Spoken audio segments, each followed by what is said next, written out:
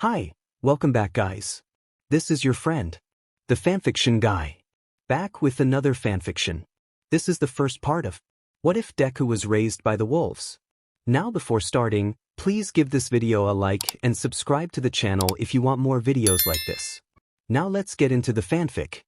It's raining right now, and I'm incredibly bored. Tadagami is out hunting even though I told him not to, so now I'm alone in the bunker. I wonder why I still refuse to call it home. It's been about 4 years now. That makes me 7 or 8. I'm not too sure anymore, but ever since I was left in the forest at 4, I've kept a journal on everything. The teachers always said I was too smart for my age. I guess they were right. Any normal kid would probably have struggled to survive in the first few weeks. I count myself lucky that I found this plane. It's a bit sad knowing that people died here, and the authorities didn't bother to take it away. Snap whine. Oh, I guess Tadagami is back, but why is he whining? I walk outside and look around. It's hard to see since it's dark and raining, but I managed to find Tadagami near a tree. His fur is a shade of red with a black mane, a white tipped tail, and mostly black legs. He stands about 2.5 feet tall. I chuckled as he bounded over, head hung low and without any prey. I told you, you wouldn't find anything. Tadagami whined. Well, let's get you inside to dry off. When Tadagami got in front of me, I realized, Tadagami, what happened out there? Why are you limping? Concern laced my voice as we entered the lantern-lit plane. Tadagami bounded over to the makeshift bed of plain seats and laid down. Okay, hold still, Tadagami. I'm going to check you for wounds. I start to touch Tadagami's body, making sure there's no damage. When I don't find any injuries, I move to his legs. Left front leg. Left hind leg. Right hind leg. Right front leg. Tadagami flinched away. Tadagami, I have to check your leg. I promise I'll be very careful. I finished bandaging Tadagami's injured leg about 3 hours ago. Right now, I'm running through the forest, and I'm angry. No, I'm not just angry, I'm furious. I may have only had a city life for 4 years, but I know an injury when I see one. Tadagami was shot, and no bear, bird, or mouse in this forest knows how to use a gun, I'm sure of it. Incoherent voices.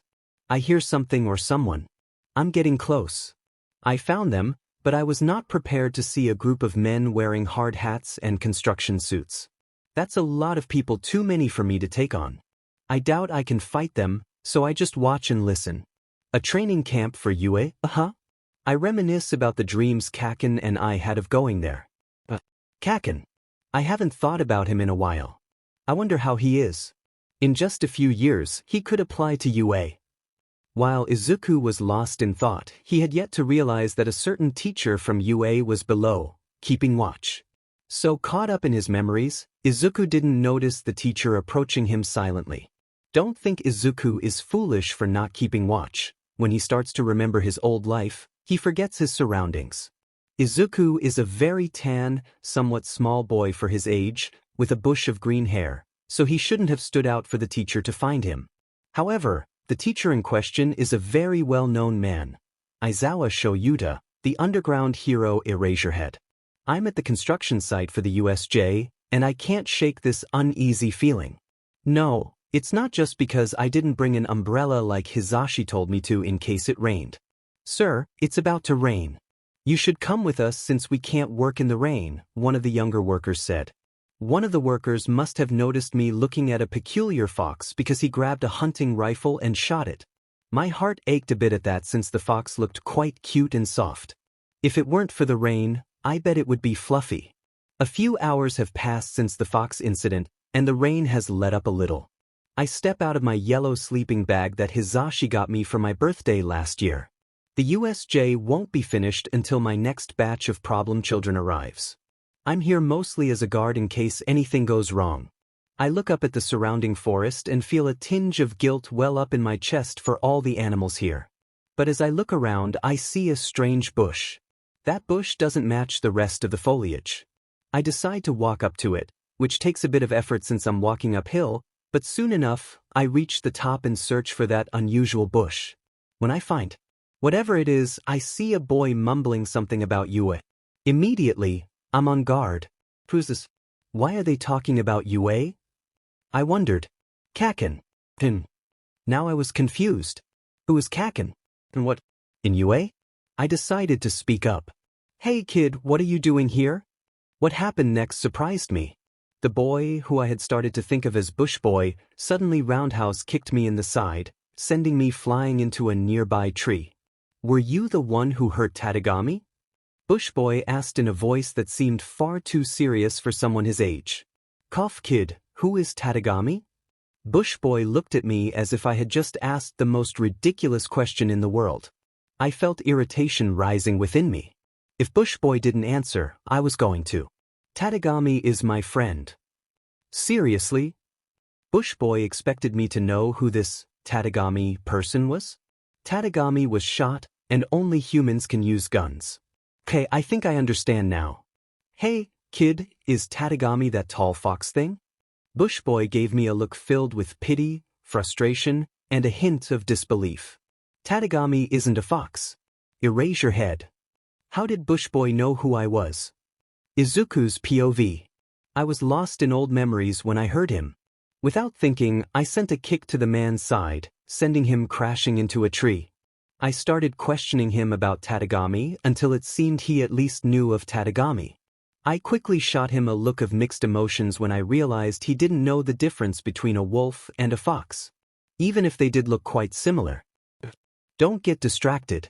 When I looked at the man, I noticed 3 things. 1, he looked like a hobo. 2, he was a drenched hobo. And 3, he was the underground pro hero. Erase your head. Tadagami isn't a fox. Erase your head. That was so stupid. Why did I say that? Now Eraserhead was looking at me with suspicion and surprise in his glaring eyes. I could tell he was trying to use his quirk on me because I saw his hair defy gravity, and his eyes turned a frightening shade of red. He didn't stare for long, seeming to try and capture me in his scarf. Okay, kid, I'm going to ask you some questions and you're going to answer, got it? Aizawa's POV. Once the kid was in my scarf, I started asking questions. Some he answered, and some he didn't. He only told me his first name when I asked Izuku. I decided to call him Problem Child. It was easier. As I asked him questions, he grew quiet, seeming lost in thought. I paused. I have to blink again. The next thing I knew, when I opened my eyes, all I saw was an empty scarf, with no boy in sight. What just happened? It had been about 1.5 years since Tadagami was shot, since Izuku had talked with Shoyuta Aizawa, and since Aizawa had been worried about the Bush Boy he never saw after their conversation. Izuku had kept watch over the mysterious building called the USJ and had met another person face to face. Izuku's POV. Tadagami, do you mind staying here while I go get some fruit? I asked. Getting nothing but a mere yip and bark, I set off to gather the fruits we needed for dinner. I traveled a good half-mile before I came to a clearing filled with blueberries, strawberries, raspberries, and other fruits. I spent about 30 minutes picking fruits and berries. My bags were full now, so I should head back. I wondered whether to stay a bit longer. Eventually, I sat down, deciding it wouldn't hurt to rest before heading out. Well, welcome to the... My name is... That's a really terrible name, dude. Yeah, if we're going to be villains, why aren't we?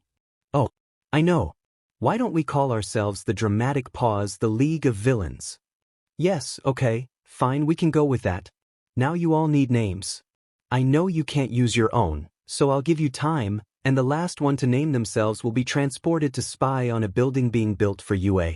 It took the 3 teens a while, but the first one was a boy about 14 to 15, with pastel blue hair and red eyes. He kept a bag with him and said, I want to go by Tamura Shigaraki. Interesting, he didn't change his name that much, but it was still something, so I let it slide.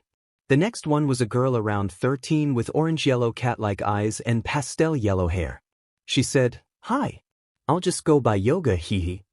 Unlike Tamura, she didn't even bother to change her name, just using her first. That was unsettling. Last was the other boy, 15, with red hair dyed black, piercings, and scars all over, just the scars in their original spots, not the piercings. He had sky blue eyes and said, I haven't found one yet, but since I'm the last, just teleport me, and I'll try to come up with one while I'm spying. Surprising. I had Kurogiri warp him out of there and into the forest. Other? How much longer do I have to run? I was crying and exhausted, fleeing from my dad because he had gone too far this time. Just because my quirk was weak and I couldn't control it didn't mean I had to be punished for it. I was angry now. I'm 9, you psychopathic bastard. I ran so fast that I almost collided with someone. Chai, watch out, someone yelled from behind me. I felt someone grab me. Are you okay? He has a sweet voice. I blacked out, not knowing what was going to happen next. Izuku's POV. I was resting my eyes, enjoying the tranquility of the forest. I heard many sounds, but a few struck me as odd. There were birds in the trees, animals on the ground, footsteps that weren't walking, and the wind rustling. Hey, watch out. That was my cue. I sprang up and caught the person running. Glad I did, he could have fallen on me. I asked if he was okay, but I think he passed out. Is he okay? The other person asked. I looked at him. He had scars on his face, body, and arms. I wondered if he had any on his legs. I think so, he seems to have passed out, I reply, glancing at the other boy. He has yellow hair with a black streak, and he's covered in a sticky red substance that I recognize as blood. He looks to be around my age, though I can only guess that I'm about 8 or 7, I can't quite remember. I frown internally before addressing the clearly older male. I'm going to patch him up at my place. Would you like to come? I don't get an immediate response, but that's okay. After a moment, he says, I'm sure I can spare some time. I'm glad he trusts me. Since I can't carry both the fruit and the yellow-haired boy, the other male holds him while I carry the fruit. It was a quiet walk. And here we are, I announced to the 2 males, one of whom is still unconscious. Please set him down over there on the cushions. The older male complies, laying the boy on the seats. We didn't actually talk, but my name is Izuku. I wait for a response, and when none comes I ask, what about you? He tenses up as if startled, and I wonder what troubles he might have. I don't want to share my name. I'm working on changing it, he replies. That wasn't what I expected him to say. The silence becomes awkward, so I decide to break it. So, if you're working on a name, what's your quirk? He seems taken aback and hesitant. Does he think his quirk is villainous? My quirk is cremation. I raise an eyebrow, intrigued. Cremation, huh? Interesting. Suddenly, a thought crosses my mind. Dabi and Ifusu. Huh. Oh, it means to cremate the body, so we could shorten it and call you Dabi. I continue tending to the other boy as Dabi considers the name. Yeah. I like that, he finally says, and I smile at his response. And done, I announce, finishing the last stitch on the yellow-haired boy. Now all I have to do is wait. That reminds me Dabi mentioned he had spare time. What was he doing here in the first place? Hey Dabi. Dabi POV. What were you doing in the forest anyway? I flinch, not because I'm scared of him turning me in, but because if I tell him about my mission, the boy who just named me might get hurt. I've barely known him, but he looks around 5 or 6. What would he do if he found out I was a villain? Would he run, scream for help? Heck? Though it doesn't seem like he could do much, I panic and blurt it all out. I was recruited into a villain organization. Even though it's more to spite my flaming trash bag of a father, I became a villain. This is my first mission to spy on a building called the USJ that we're going to attack at some point. I say a few other things, losing my breath, and now I'm panting. But he stands up and walks off. Oh no, what if he's running away? Should I catch him? Threaten him? What do I do? What do I do? What do I he's? But here you go, Dabi, he says, handing me a glass of water. You seemed a bit out of breath after your rant. I stare at him, surprised. He's acting as if I didn't just tell him I'm a villain. You're surprised? Well, you see, I don't really care for society that much anymore. I was left in the forest at 4. I'm 8 now, he continues talking, but all I can hear are my own thoughts. Abandoned? Is that what he means? Wait, he's 8? He looks so short, like 5 or 6. But I don't really care as long as no one hurts Tadagami or the forest. Then I'm okay with them. Speaking of, the building you mentioned is past the fruit clearing you found me by if you keep going straight from here.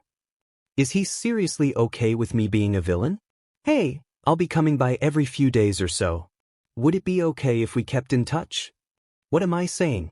I could endanger him if we keep in contact. Sure. Izuku replies with a bright smile. I'm pretty sure the sun would be ashamed if it could. His smile is so bright, I should bring sunglasses next time.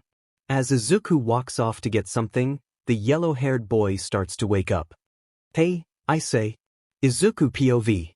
I'm walking back to Dabi and the other boy with a bird on my shoulder when I hear, "Where am I? What's going on?" It seems the yellow-haired boy has woken up, which isn't surprising. Calm down. You're in the forest. There's another person here called Izuku, and I'm Dabi. What's your name? Wow, Dabi is good with kids. Maybe he has siblings? I'm Kaminari Denki.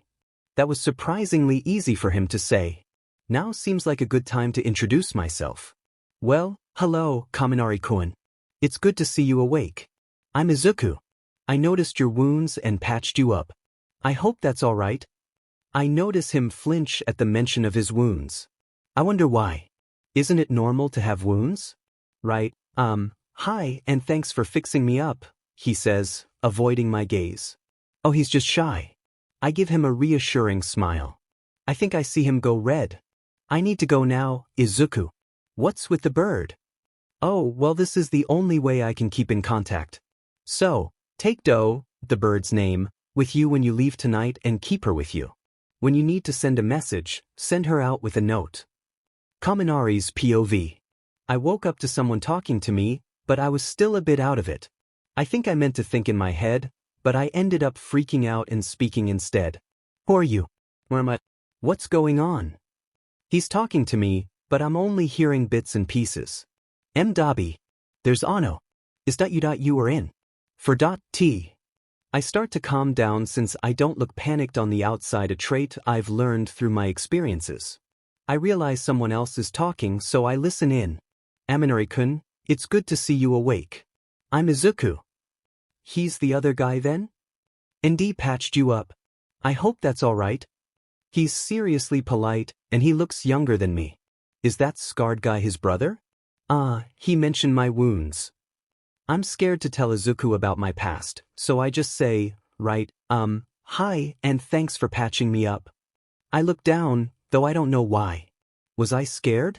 I peek up and see him smile. I come out of my thoughts to see Dabi walking away. I was curious, so I ask Izuku where his brother was going. Izuku's POV. Where's your brother going? Huh. Brother. I get a nod in response. He's not my brother, Kaminari-kun. It takes a moment for what I said to settle in for Kaminari, but soon he turns red and starts to apologize frantically. I'm a little confused since he did seem like a brother to me, even if I've never had a sibling. Kaminari and Izuku had taken a good long while to get to know each other. Izuku told Kaminari about the forest and how he met Tadagami. Kaminari was surprised to hear that Izuku was only 1 year younger than him, but he thought that it was just genetics, probably would be if he had proper daily nutrition. Izuku didn't understand what Kaminari meant by abuse. He had long since forgotten society's normal and not normal relations. Though deep down he was very mad.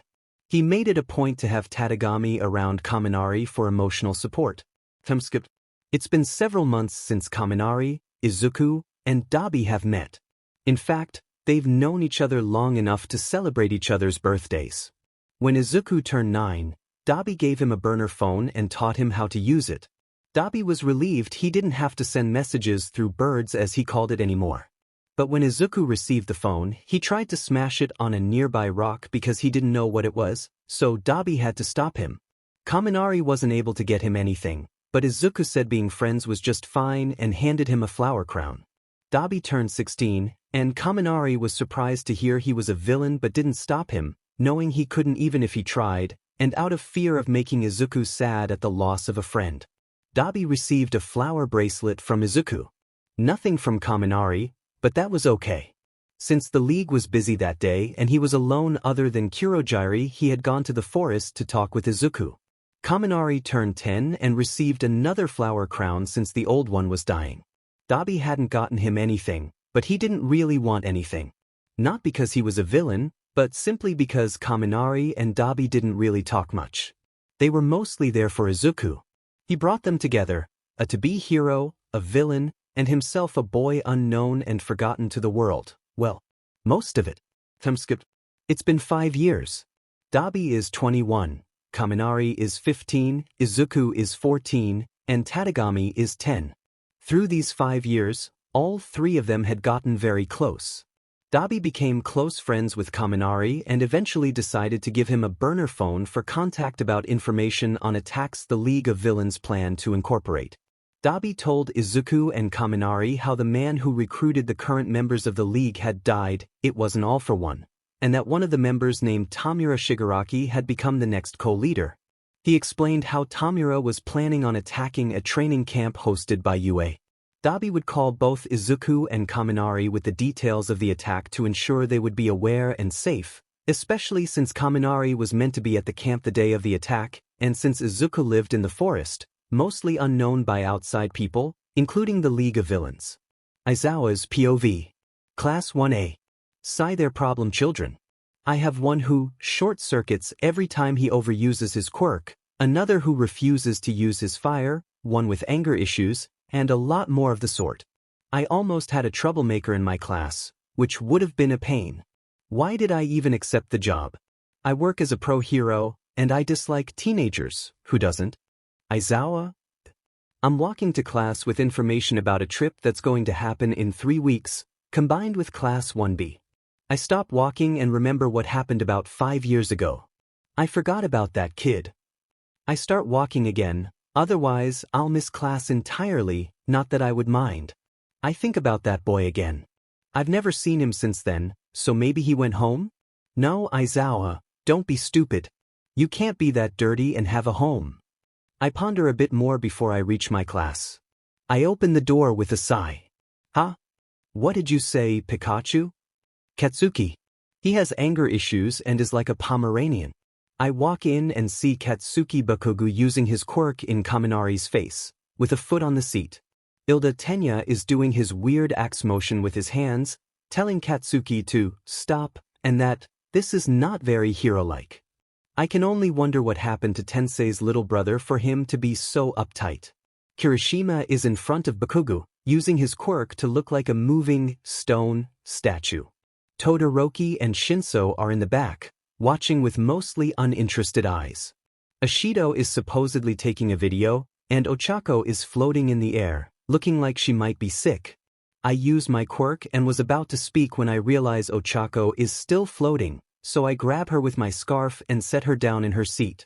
By the time I'm done, I have a seething Bakugu, a stressed Ilda, a smug Kaminari, though I think he's just happy he avoided Bakugu's blasts, a disappointed Todoroki and Shinso, a sad Ashido, and a queasy Ochako. So, I sigh. In a few weeks, we are going to have a training trip to the Beast's Forest combined with Class 1B.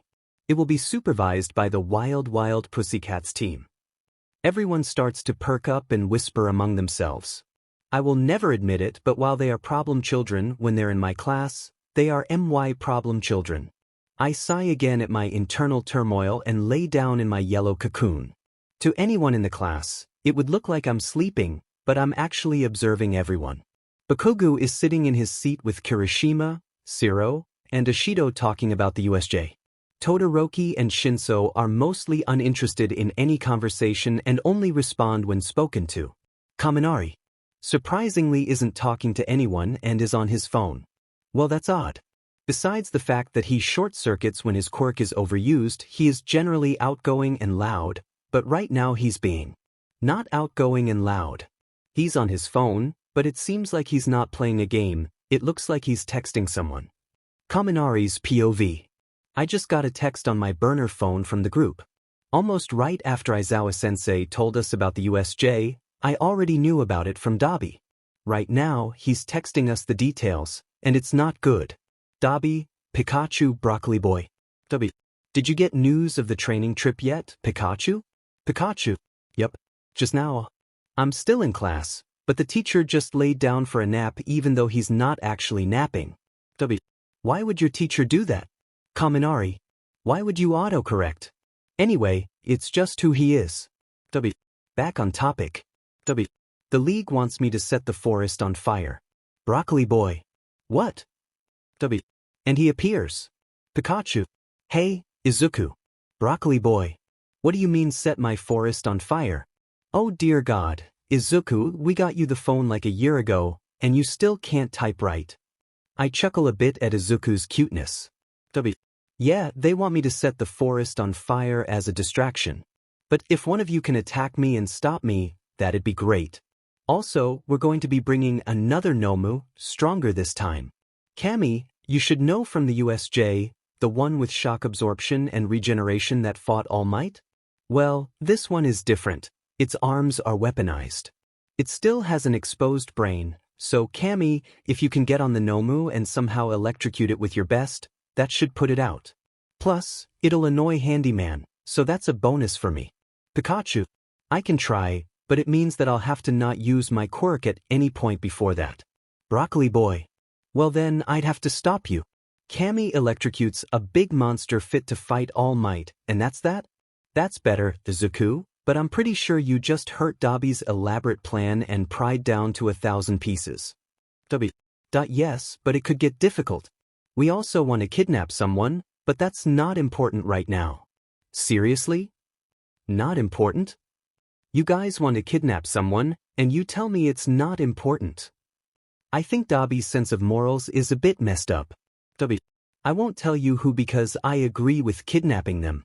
Squinting face with tongue. Pikachu. Great, thanks. An amused face. Pikachu. Well, I have to go. Class just ended. Talk to you later? Dabi. See ya. Yeah, sure, if I can. Broccoli boy. Bye. I'm free to talk, so sure, and sorry for the mistyped earlier, I was in a fight. Off-chat POV. Why and what was he fighting and texting at the same time? I guess Izuku is just that skilled. I wonder if he can train with me? Thinking about Izuku training with me is scarier than I thought it would be, so I just think about other stuff. Izuku's POV. I just got off the phone with Kami and Dabi. I was a little mad that Dabi mentioned burning down my forest, but I got over it once he said I could attack him. Speaking of attacks, if the forest and that building are going to be attacked, I could have the wolf pack keep watch of everything around and keep Kami's classmates safe. Flashback 3 months ago. I'm walking through the forest alone because Tadagami was getting loud, and I come across a pack of wolves. Normally, they would run, but they seem too preoccupied to even notice me. We're on a cliff, and I carefully make my way to the edge, keeping a safe distance from the pack. I want to be ready to react if they decide to attack, but I also need to see what has them so eager to get down the cliff. There are a litter of pups down there. I spot the pups, but my attention is quickly drawn to a large snake. That is a huge snake. I recognize it as a Japanese keelback, though I'm not sure of its actual size. That's strange. This type of snake is usually quite docile. It must be really hungry to go after some wolf cubs. I still have some food from my lunch, and I always carry my weapons and rope, so I come up with a plan. I jab my short spear into the ground, tie my rope around it, and climb down. I'm so glad the snake is focused on the pups. I land with a thud on the cliff edge and pull out some of the meat I didn't eat from my picnic, tossing it in front of the snake. It recoils in. Surprise, tasting the meat cautiously. Thank you, it says. You're welcome, Mr. Snake, I reply, trying to keep my composure. Wait, did the snake just talk? I stifle a scream as the snake slithers closer to me, climbing onto my shoulder. I'm frozen in shock. My name is Keeler. What about you, human? The snake asks. As if this is completely normal, I respond, Izuku. My name is Izuku. Keeler seems pleased and continues to eat the meat I offered. While Keeler eats, I plan to get the pups back to the pack. You know what? I think I'm going crazy. Thanks, Mr. Human, I'm Kylo, one pup says. I'm Sheer, thanks a lot, another adds. I'm Tyrant. Thanks, the last pup stammers. I feel tears welling up. I've officially lost my mind. First it's the talking snake, then the pups, and now the whole pack of wolves is introducing themselves to me and thanking me. At this point, I'm exhausted and just want to return to Tadagami for some comfort. I start heading back, completely unaware that Keeler is still on my shoulder or that the entire pack is following me home. When I finally get back to the clearing, Tadagami rushes up to me. Izuku, Izuku, Izuku. You're back. Oh, I'm so happy. I haven't seen you in so long. I'm sorry I was loud earlier, but I just felt really energetic. Oh, can we please play a game? Who are they? HM? Who are who? I look behind me and finally notice the pack of wolves and the weight on my shoulder Keeler. Let's go get the pack. I need to prepare them to guard some of Kami's classmates. I tell Tadagami as I gather weapons and food for the trip. Even if it's a short trip, the pack only eats uncooked meat, and I'll be gone for a while. Okay, Izuku. Tadagami responds. I'm still amazed that I can understand Tadagami, Keeler, and the pack, but I have my theories about it. 1. After finding and helping the wolf cubs and feeding Keeler, Mother Earth has blessed me with the ability to understand the animals I've saved. 2. I've completely lost my mind, and they aren't actually talking. Because of these theories, I haven't told Kami or Dabi. I arrive at the pack's den, where Sheer, Kylo, and one of the other cubs are play fighting, while Tyrant is getting a bath from one of the queens. Sheer gets knocked over by the other pup and rolls over to me. Hi, Izuku. Izuku, good to see you. Kylo adds. Hey, Izuku, let's play. Another pup chimes in. I'm bombarded with questions from the pack, but I'm only here to speak with their leader and his fighters.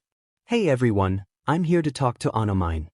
Once I mention Anomine, one of the pack's guards leads me to him. Hello, Izuku. What brings you here today? Anomine asks. Hi, Anomine. I've recently received word of both hostile and non-hostile visitors. For the non-hostiles, I need you to look for someone with yellowish hair and a black streak on the side. He'll be with a group of others, so be cautious.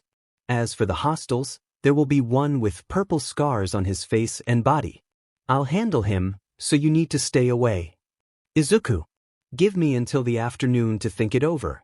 Until then, please stay here and enjoy the company of friends. Okay, thank you. As the afternoon rolls around, I find myself playing with Tyrant and Sheer. One thing I've learned is that Tadagami and the pack get along quite well. A few hours earlier, Tadagami came by and immediately connected with some of the pack. When Anomine approaches me, he says, Izuku, I would like to talk to you about the matter you addressed earlier. Oh sure, hold on. Excuse me, Tyrant, Sheer, I need to talk to Anomine. We walk over to Anomine's den to discuss important matters. Izuku, we owe you for saving our pups. Anomine pauses, creating a moment of suspense. Izuku, I am willing to lend you some of my fighters for the protection of your friends and the upcoming battle. This past week, he's been watching me closely, and it's starting to feel a bit unsettling. Seriously, even when his eyes are closed, I can sense his gaze. I know my academic grades aren't great, but can you not? You're well known for expelling students, and I'd rather stay at UA. Wait, does he know something about Izuku and Dabi? We're almost there when Kirishima starts talking about how excited he is to begin more intense training and how manly it will be. I indulge him, saying, yeah, it'll be so cool. I think I heard that Class 1B will be around too. I wonder which pro heroes will be training with us. Oh, do you think we're going to face Class 1B in our training? Mina adds in. That would be so man. The bus suddenly comes to a halt before Kirishima can finish his sentence. Okay. Problem children, we're here. Get out and behave, Mr. Aizawa says, prompting us to get up and exit. Time skip short. We are in trouble, is the first thought that crosses my mind when 3 golem-like creatures appear out of nowhere and begin to attack. They're clearly not trying to kill us, but they're definitely obstacles. I almost want to use my quirk, but remember the plan Izuku and Dabi came up with over the phone. Siro doesn't hesitate to tape one of the golems down, while Ojiro takes it out with some impressive martial arts moves, and Todoroki freezes another before igniting it. What was the point of that? I wonder when the golem suddenly explodes. I'm not going to question it.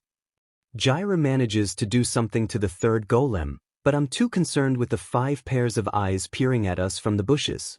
So, like any smart hero in training, I walk over to investigate. Izuku's POV. It's been a long 3 weeks, and I haven't seen Dabi or Kami, which makes me a bit sad. However, I've trained with the Pax Betas, and I think we're ready. I've also created a long, thin stick about the diameter of a used paper towel roll that's surprisingly durable. I've practiced swinging it around and have gotten pretty good at it. Third POV. Izuku was perched in the trees near the clearing of the large building. The first thing he noticed was the man who never really left his mind, a scruffy-looking man, now known to him as Aizawa Shoyuda, thanks to Kaminari. There were also some peculiar individuals in cat costumes and a little boy wearing a red hat. Izuku knew the betas were keeping watch over Kaminari and his friends, but he was more worried about. Ring ring ring. Izuku, I can't reach Kaminari, so I need to tell you the attack is in 2 days. Hey pet. Get over here. And prepare. Your part. In the attack. Yeah, I'm coming. Okay, Izuku, 2 days, remember shut up. I'm coming. By Izuku. Izuku never got to tell Dabi anything during the call, but he knew he'd have to inform Kaminari before the 2 days were up. To say Kaminari was scared would be an understatement. 5 wolves were watching them from the bushes, and he just confronted them. His scream, very manly, mind you, alerted his classmates, causing them to look over at him. They seemed equally frightened. Wolves are still wolves after all. Luckily, Koji Koda came in to save the day. Hi. My name is Koji Koda. Can you tell me what you're doing here? Koda asked the lead wolf. My name is Aku. Me and these 4 betas have been sent to protect Kaminari Denki and his friends. Koda looked surprised and turned to Kaminari, seeking answers before realizing he was the only one who heard Aku. He said they were sent to protect you and the whole class? Do you know anything about this, Kaminari? That statement confused Kaminari because the only people who knew about the attack were him, Dabi, and Izuku. Kaminari mumbled. He then went on a silent tangent. But how? Izuku mentioned he wasn't born with a quirk. Maybe it's not a quirk but rather that he's just friends with the wolves. That's a possibility. So, Kaminari decided he would ask Izuku about the wolves after the attack. For now, he had to respond to Koda. Yeah, I have a guess. When I was in the forest as a little boy, I met a friend with a forest-like quirk, and the wolves might be his friends. Maybe he thinks something's going to happen, so we should be careful. He left unspoken the fact that they had been attacked by the League at the UA. Dabi's POV. 3 hours, 3 more dreadful hours until I have to attack the forest, Izuku's home. I haven't been able to reach Kaminari in the 2 days since I warned Izuku. I hope Izuku was able to get the message to Kaminari, though. Dabi, you better get ready, it's almost nighttime. Handyman yelled through his father's phone. Honestly, does he wash all of those hands, or is it like a set? If one set gets dirty, does he just switch to another? This question is important, people, don't blame me. 2 hours and 55 minutes later. Are you ready, Dabi? Kurojiri asks as he opens a warp. Unlike some people at this dump of a bar, he has manners. It doesn't matter if he's ready or not, Handyman interjects, kicking my back and forcing me through the portal. Sweet Nizu, I hate that guy, I mutter as I regain my balance. I start walking through the forest after the portal closes behind me. Apparently, our main goal is to kidnap the explosion boy, though I doubt he'd join us. I continue walking, waiting for Izuku to show up when I feel a strange sort of aura.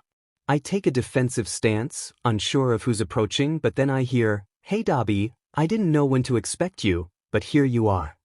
I turn to see Izuku leaning against a tree, smirking as if he just won a poker game. Huh, he looks better than I remember. Ever since the attack on the USJ, I hadn't seen Izuku. Kaminari and I had been trying to keep him connected to the world, showering him with attention and gifts. Izuku has muscles now? Since when? Yeah, long time no see. So, are you going to come and beat me up now or what? I say, trying to keep my tone light. Yes, Dabi I am, he replies with a chuckle. Hey guys, let's just say. Sometimes it's better when Izuku doesn't smile. Dabi, I can't afford you breaking the fourth wall, he adds, and I can't help but feel a bit guilty. Izuku leaps towards me, using the tree as a springboard. He jumps to the right, then accelerates to the left, sneering at me. Huh, guess he's mad about me saying the League wanted to burn down the forest. Dabi, stop it. I shout, but despite my bored demeanor, I'm very observant. Suddenly, I feel a sharp kick to my side, and I stumble to the left. Instinctively, I try to ignite my quirk. Keyword, try. My flames won't light. Flames need oxygen, Dabi, and I've learned that fire quirk users need oxygen in their lungs to use their powers, Izuku explains. Oh boy, one hit and I'm already winded. 2 days and 4.5 hours later, things went haywire. Of course, you wouldn't know this because I haven't told you yet. But now I will. 2 days ago, Kaminari discovered the wolves Izuku had sent to protect him, along with a carrier crow that delivered a letter from Izuku containing information about the attack. During that time, Kaminari trained and managed to keep Bakugo within his sight and running range. He learned from Izuku that if the person, read, prey, definitely has more stamina than you need to outsmart them. Wear them out through clever tactics, like running up a tree or zigzagging if you're being chased. And that's precisely what our resident Pikachu did. He zigzagged while being pursued by the ever-frustrated Bakugo. Izuku was enjoying himself at that moment, taking on Dabi. He had been waiting for Dabi for 2 days, eager to confront him for even suggesting the idea of burning down his forest. Even though he knew it wasn't entirely Dabi's fault, he had no one else to blame. However, he kept an eye on Kaminari, knowing that if Kaminari failed, the entire plan could fall apart. Meanwhile, Aizawa was feeling a mix of annoyance and concern. His students had gone to training camp, and while he was there with them, he couldn't shake the feeling of frustration. Just 2 days ago, everything was fine, and now he had Kaminari zigzagging throughout the camp, chased by the lead villain, Shigaraki. Shinso had taken the attack lightly, brainwashing some of the cannon fodder into singing while doing the waltz. Kirishima and Tetsu were engaged in a manly battle, taking down as many villains as possible, while the others were also busy dealing with the villainous henchmen. What could Aizawa say? Class 1A was a special breed of chaos. Aizawa noticed the wolves taking down villains but assumed it was Koda's doing. Until something caught his eye, a tall, skinny creature with reddish-brown and black fur near the forest's edge. Did you hurt Tadagami? A little boy's voice echoed in his mind. He felt a surge of concern for the little green bush boy. Shigaraki was confused and angry. Multiple things were going wrong. 1. The forest wasn't engulfed in blue flames. 2. All the fodder villains he brought were being taken down in the most ridiculous ways. 3. The explosive Pomeranian had yet to be captured, and they were running out of time. Frustration boiled within him as he struggled to catch this Pikachu look-alike. Caught up in his thoughts, Shigaraki didn't notice the Pikachu ripoff making a beeline toward him. All he felt was a sudden pain in his nose and stomach, and in a matter of seconds, he was down for the count. Kurogyari was at a loss, wondering why he even tried anymore. He took the unconscious Shigaraki to the bar, gathering Toga, Twice, Magna, Compress, and a downed Muscular. As Kurogyari prepared to warp the muscular creature, the yellow-haired student with the electric quirk stabbed a metal pole into the creature's brain, frying it. Kurogyari decided to retreat, realizing they were outmatched. He didn't even notice he hadn't grabbed the burnt nugget they called Dabi. An hour and 45 minutes after the attack, Aizawa ended a call with the other pro-heroes with a sigh, a familiar habit.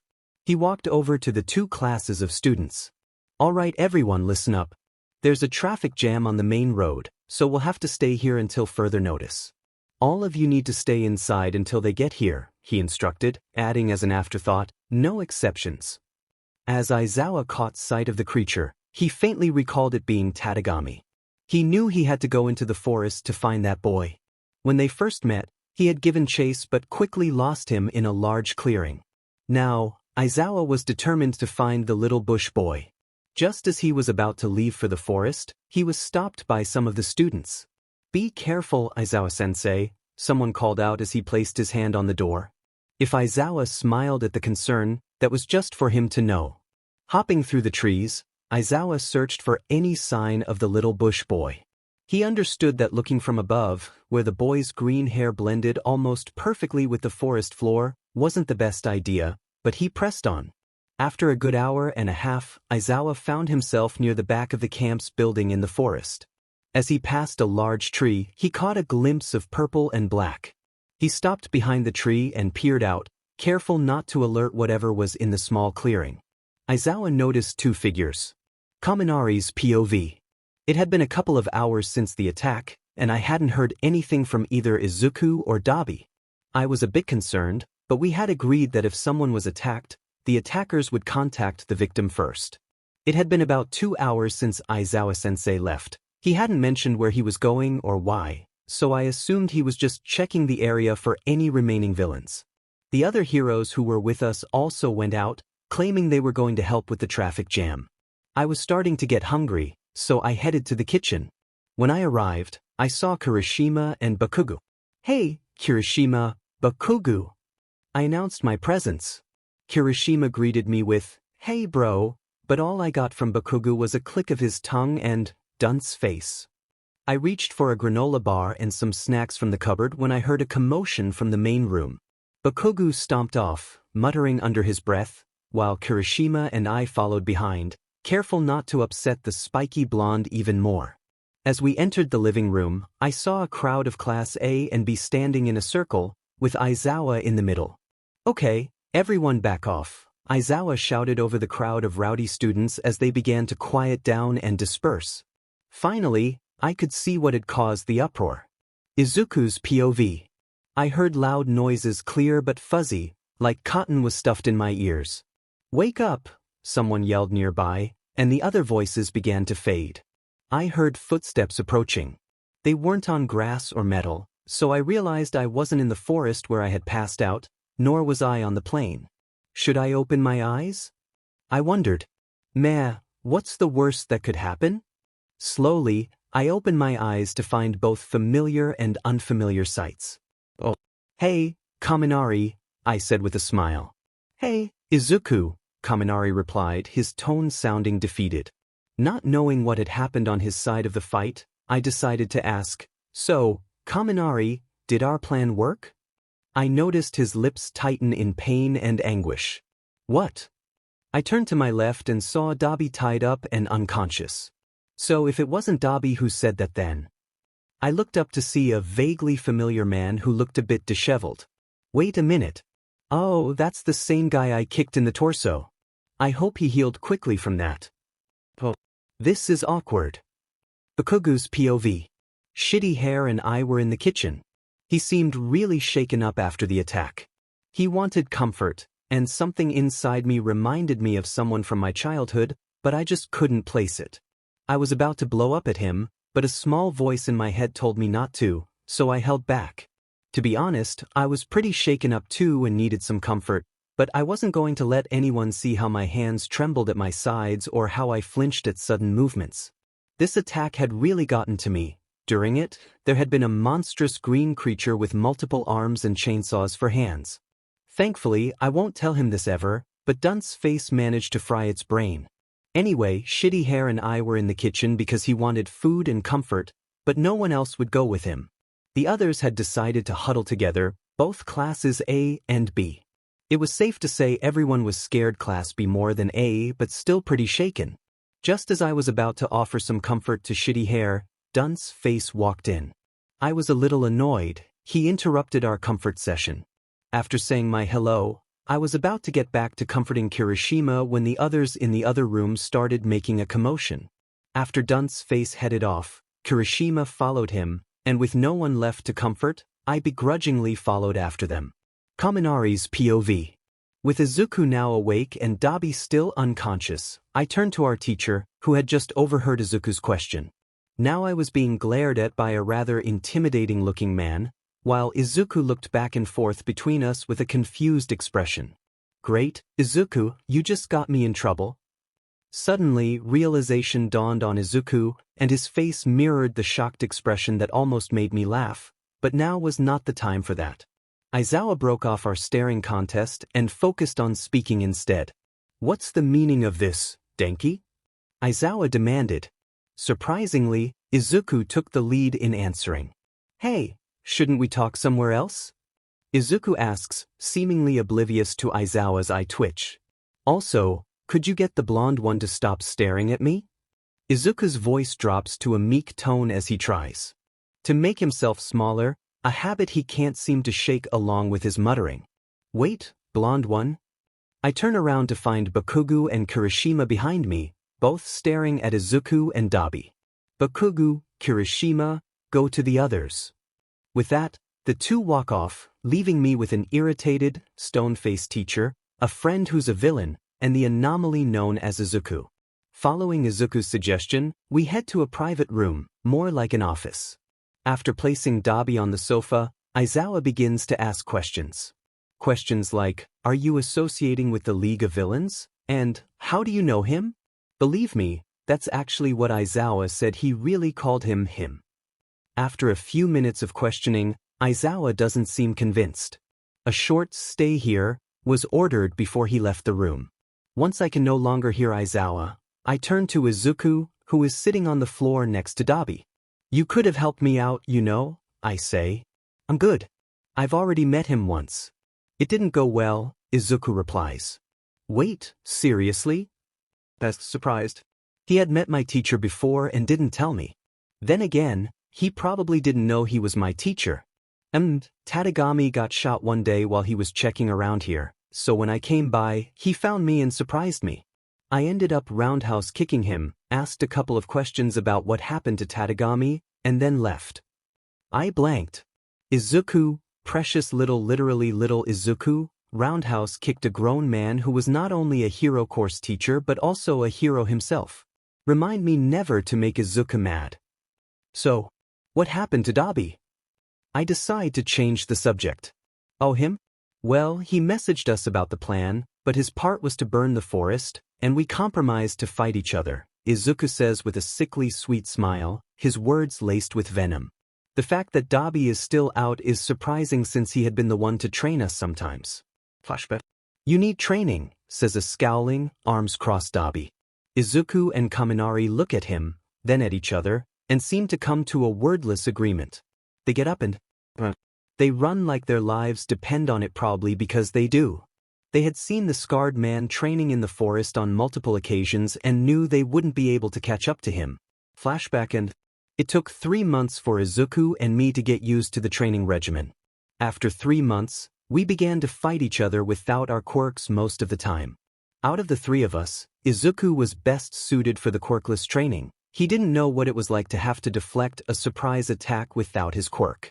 All of us had become better stealth fighters, mastering close and long-range attacks.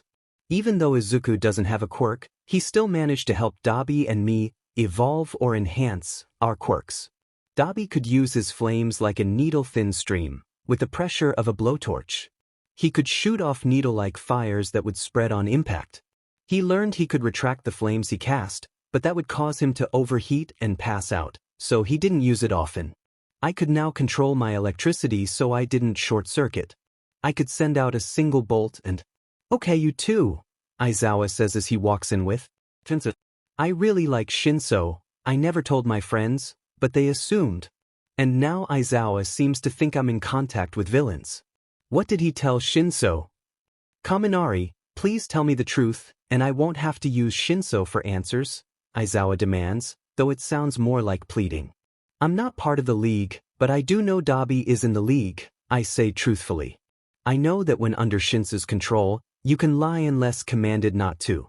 Aizawa sighs and signals for Shinso to use his quirk, unaware of the green-haired boy sitting and observing them with a bag of popcorns? His equivalent of popcorn, apparently. Kaminari, how are you? Asks Shinso. I'm good. My eyes cloud over, officially under Shinso's control. And now the questioning can begin. Wow. Your quirk is so cool. How does it work? No, that's obvious. Response-based. Izuku rushes up to Shinso, knocking him off balance and causing him to release control. A gray scarf is set around Izuku after this and is promptly placed next to my teacher. Try again, I say with a nervous smile. Yeah, that was weird. says Shinso. Yeah, he's like that. Okay, now the questions can start. 20 minutes later.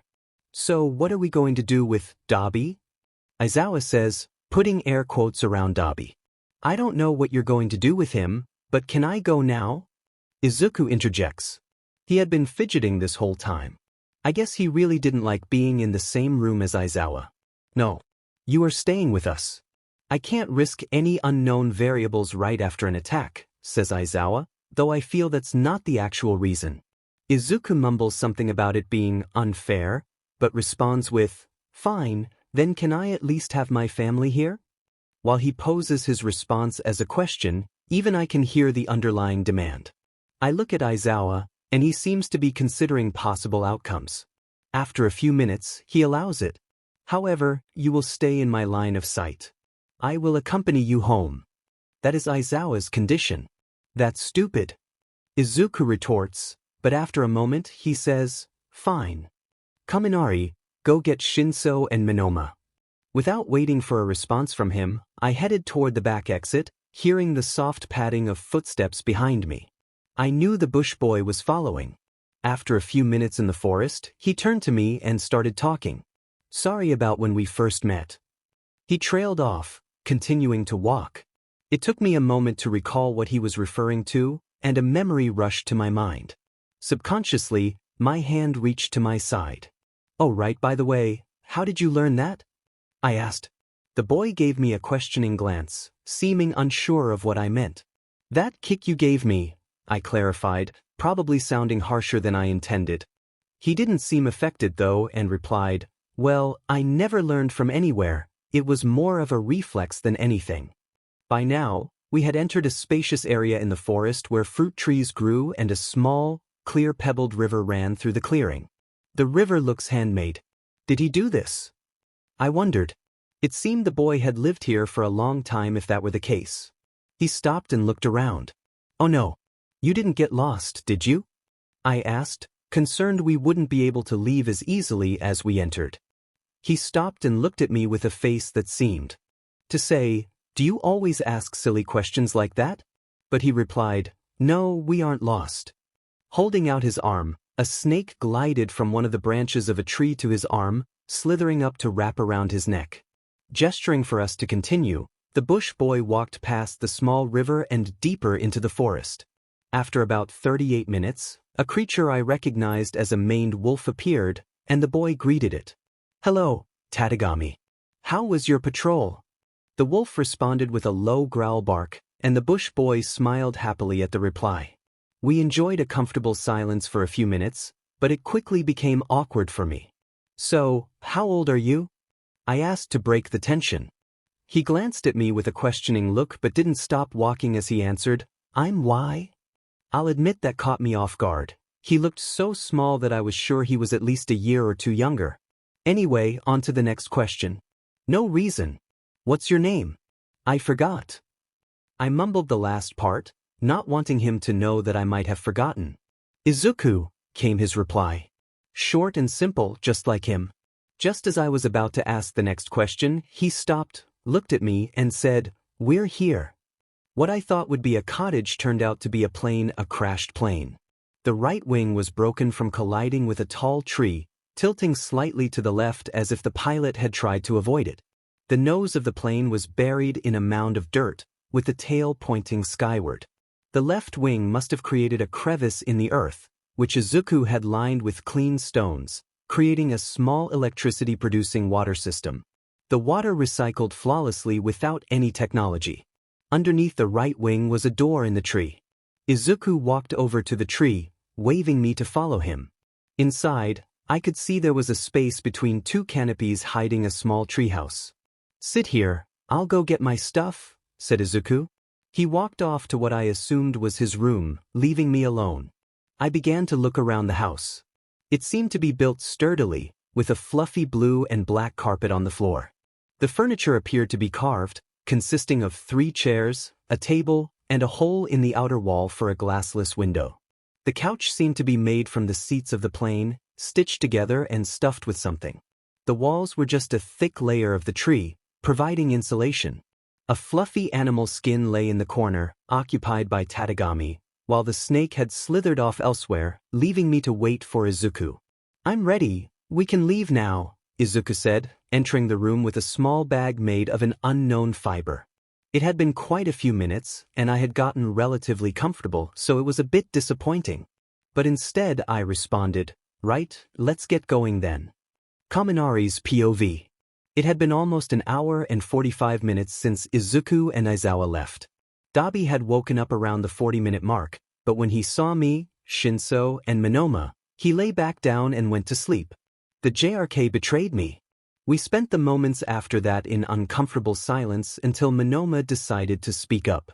"I can't believe a Class 1A student was in contact with a villain," he said with a patronizing glare and a smirk, looking at me condescendingly. But I had nothing to say. After all, what he said was true.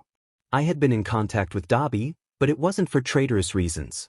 Before I could respond, Shinso spoke up. "We might as well let him explain, Monoma." Yes, Shinso was also glaring at me. It seemed that even though Shinso joined Class 1A with us, he was still on good terms with Class 1B. "Well? Why don't you explain, Kaminari?" Shinso glared again. I knew I had hurt his trust, so I decided to tell them, after all, that was what was going to happen soon anyway. Well, here's how it started. Bakugu's POV. Aizawa-sensei left with mind control, dunce face, and some Class 1B student with that burnt villain. But that wasn't my concern. Those four could burn in hell for all I care. No, my main concern was the small green bush boy Aizawa brought with him. They had left through the back door, and I wasn't able to follow them. Was I stalking and eavesdropping before? No, absolutely not. I don't care if you say I Bakugu. Fourth wall, damn it. That boy reminded me of something and I couldn't place it. So now I was really annoyed. I stalked back to the living room and sat down next to Shitty Hair, not bothering to warn him. I sat slightly on his lap, avoiding any eye contact. I dodged Pinky's knowing gaze, Earphone Jack's deadpan stare, and Sparkle's look. But he's not staring at me. What on earth is he looking at? That oblivious guy just says, "Hey, Baku bro, you know there are more seats, right?" Before I can respond, we hear the front door open. It's not difficult to open, being a sliding door, but it's strange because we had it locked under the orders of that Vlad guy. Staring at the door, we see a tall fox-like figure. Izuku had sent Tadagami ahead, much to the hero's confusion.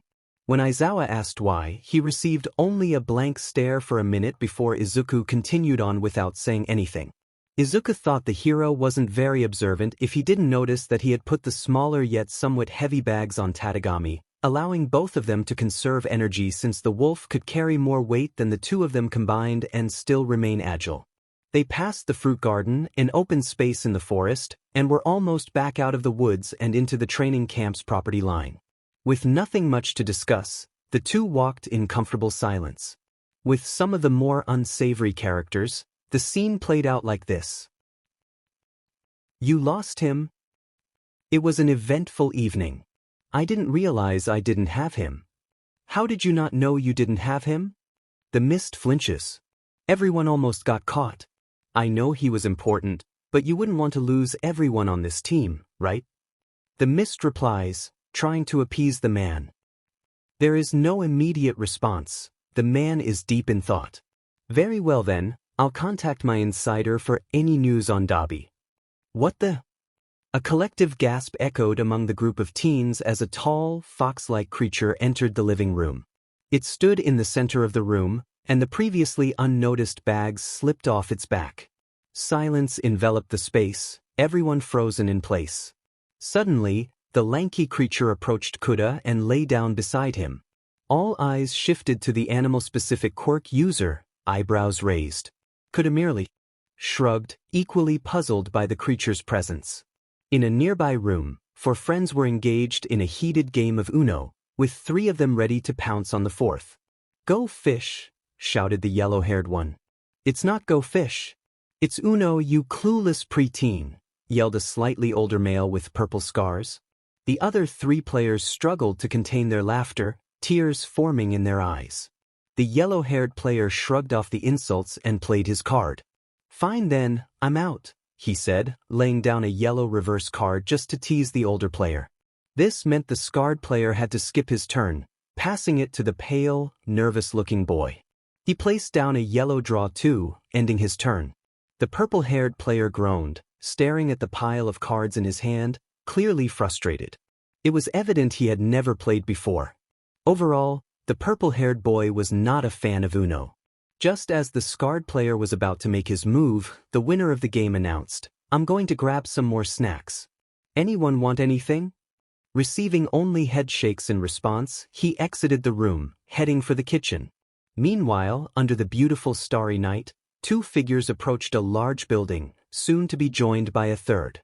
Bush Boy and Hobo paused when they heard rustling from nearby bushes, instinctively turning to face the source of the sound.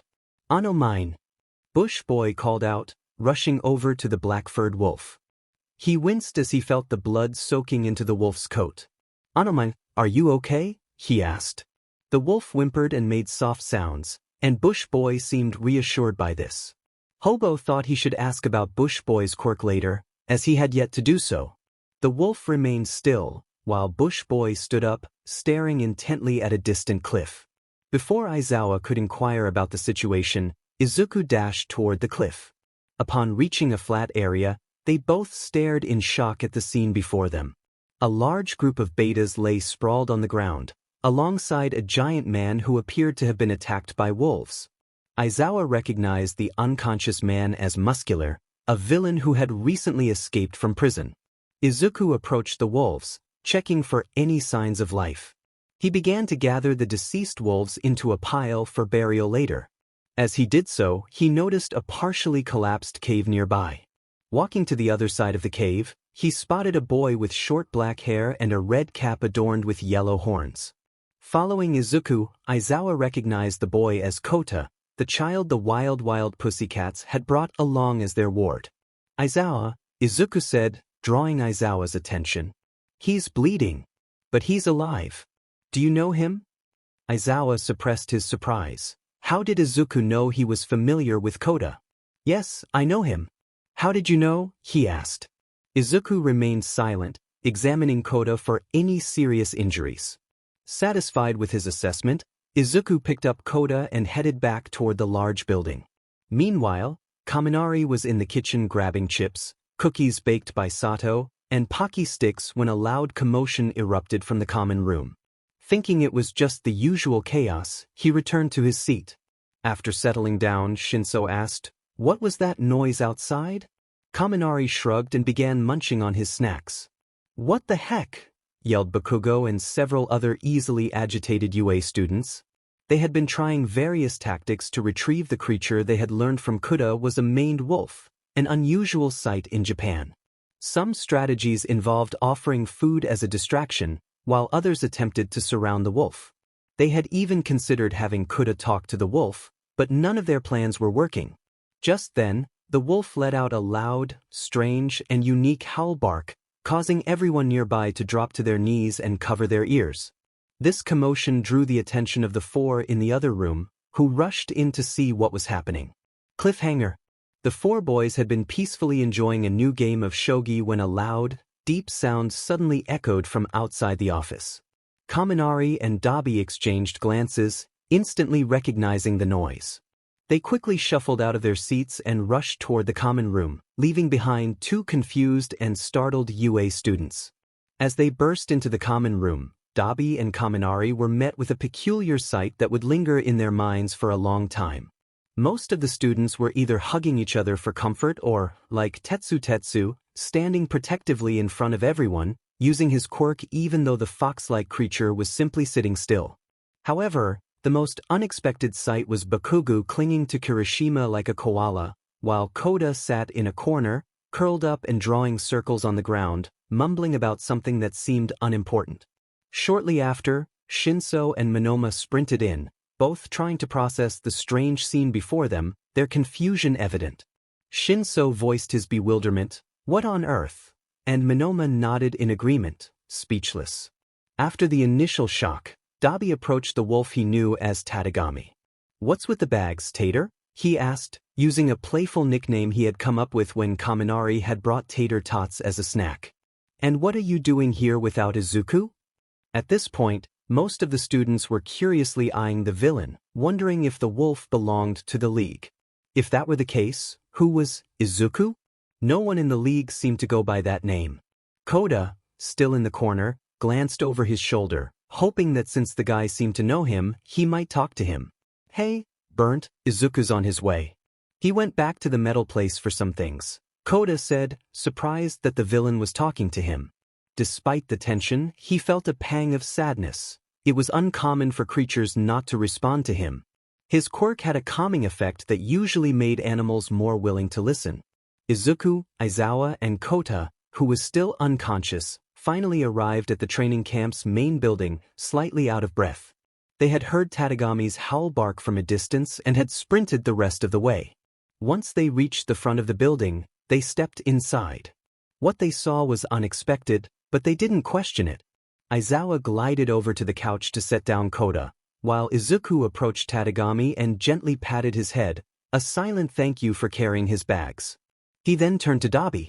You're awake now, Izuku stated, knowing Dabi was indeed awake. It was more of a question, asking if he had been all right since waking up. Yep, I'm up, Dabi replied. With nothing more to say, Izuku moved to the couch. Before he slumped over and fell asleep, he glanced at everyone in the room. Slowly, sleep overtook his small body, and he drifted into a silent dream. Waking up was sudden but not uncomfortable.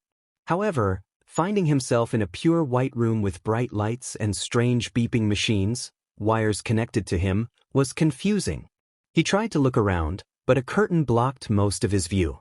Through a small gap, he saw a window open, allowing a slight breeze to ruffle the curtains and bring in a shining brightness. Chilly, he thought as the breeze brushed against his arms, but nice. Izuku idly wondered where his friends were before feeling a sense of discomfort, as if his body was being squeezed, forcing him to lay still. He struggled to maintain consciousness but reluctantly let it slip away, falling back into sleep. Waking up was less kind this time. He had been in a state of discomfort during his sleep, filled with strange dreams of a woman with a blurry face and mildly long green hair. Initially, the dreams were of kind smiles and laughter, but they felt wrong without sound. Izuku remained asleep as the machines beeped louder. His dreams shifted to a similar white room with a plump man in a white coat sitting across from him, his face blurred. Then he found himself in a forest, witnessing Tadagami with a wound, bleeding and struggling. The wolf cubs were being threatened by wild animals, and the forest was engulfed in flames, smoke choking him, making it hard to breathe. Suddenly, the beeping intensified, loud enough to provoke tears of frustration or despair. The smell in the room was nauseating, and if he could breathe properly, he was sure he would be sick. Gasping as if submerged underwater, he clawed at his throat, desperate for air. His mind felt muddled, sinking into a haze, memories swirling violently in his thoughts. Starting and molding into other memories, terrifying new scenes played on repeat like a horror playlist. If Izuku hadn't been so caught up in his racing thoughts, he might have heard the distant sound of tapping, reminiscent of when he would run in the plane chasing Tadagami for stealing the venison. However, while the sound in the plane was a reverberating, calming, and deep noise, this tapping was also calming but had a lighter echo, almost like claws gently clacking on rocks. The tapping grew closer, and suddenly the previously nauseating smell transformed into something pleasant. Grounding himself, he looked around and saw he was alone, his racing heart trying to cease its incessant pounding against his ribcage. All that remained was the feeling of cold, soft sheets and the calming, nearly sweet sound of tapping that continued to draw near. The tapping was repetitive, almost overlapping, as if multiple things were creating the sound. Izuku listened, allowing the rhythmic tapping to soothe him. Suddenly, a creak broke the tranquility, initially slow as if to alert him, but then it quickened, conveying a sense of urgency. The tapping now sounded as if it were in the white room, and the curtain concealing most of the space was pulled away. Four pairs of eyes stood stationary, staring at him in quiet surprise before the faces hosting those eyes relaxed and smiled. A lanky man in a long white coat with short blonde hair, sharp ears, and rounded eyes began to examine the machine next to Izuku. Another figure in a shorter white coat started working on something at a desk across the room. A short woman with graying hair tied into a bun, using a large needle-like cane for support, began to speak to him. "Hello, dear. How are you feeling?" she asked, her lips forming a tight smile that seemed strained. Glancing over at the other figure, Izuku recognized the man clad in black from the forest Aizawa. He sat down with his head lowered, his hair obscuring his eyes and the rest of his face shrouded in shadow. Izuku couldn't tell what he was thinking, so he looked back at the woman and replied slowly. "I feel numb." Her eyes widened slightly before she squeezed them shut in mirth, her smile becoming smaller and sweeter. "That's all right, dear. It's just some medicine," she replied. The two men in white coats seemed to finish their tasks and began talking to each other, glancing over their shoulders at Izuku from time to time. Moments later, they approached again. "Recovery girl, we need to talk," the man in the long white coat said. "All right then, this way, Dr. Wan, Dr. Winter." The now-named recovery girl led the two men out of the room, leaving Izuku with Aizawa, whose head remained down. It didn't seem like they would be talking anytime soon. "We had to take a blood test to find out if he has any living relatives," Dr. Wan began. "We have a match, but..." He trailed off, leaving Dr. Winter to continue. "The mother is here, as a patient in the hospital. Her name is Inko Midoriya. The father is in America, and the number we have isn't available." Dr. Winter took a breath but was cut off. "The reason Ms. Inko is in the hospital is because of the vigilante group BB. Recovery girl's eyebrows raised in surprise. "I see. So we won't be able to give Ms. Inko custody of Izuku, and with his father away, it'll take some time to reach him," she mumbled, mostly to herself. "All right, is there anything else I should know before I make any living arrangements?" she asked. "Well, we were required to do some MRI and CT scans, and it turns out the MRI showed he may suffer from hallucinations. As for what kind, we're unsure, though these hallucinations can likely be treated with therapy. Oh, also, when scanning his body, it turns out he's quirkless," Dr. Wan summarized. "I see, that's going to be a bit difficult. Perhaps while he's here, I can discuss this with some of the other heroes to see if any of them want to put in for emergency guardianship over him," Recovery Girl suggested. "Of course, you'll have about a week's time to..." Dr. Winter began before being interrupted. "That won't be necessary." She was happy, emphasis on was. Really and truly, she had been very happy. So when she woke up in a daze in a hospital, she felt compelled to sift through her memories to find out what had happened. After a moment of trying to recall how she ended up in the hospital and failing, she delved deeper into her mind, searching for memories from about 10 years ago.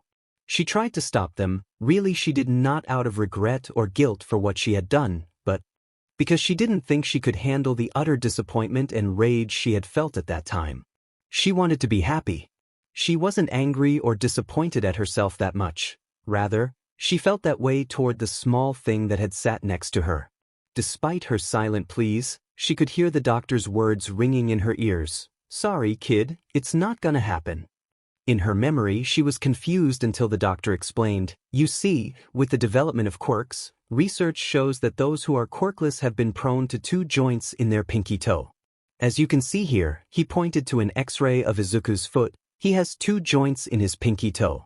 So it's unlikely he'll develop a quirk." The memory dissipated like fog. Next, she was provided with the site of a forest 3, maybe 4 hours away from any civilization. Despite her newfound disgust, she knew she couldn't just throw it away. She wasn't strong, so it wouldn't go far. She'd surely hear it break. She would never be free if she did. So she managed her way down the cliff, the object gravitating slowly toward her. She wouldn't dare touch it more than necessary.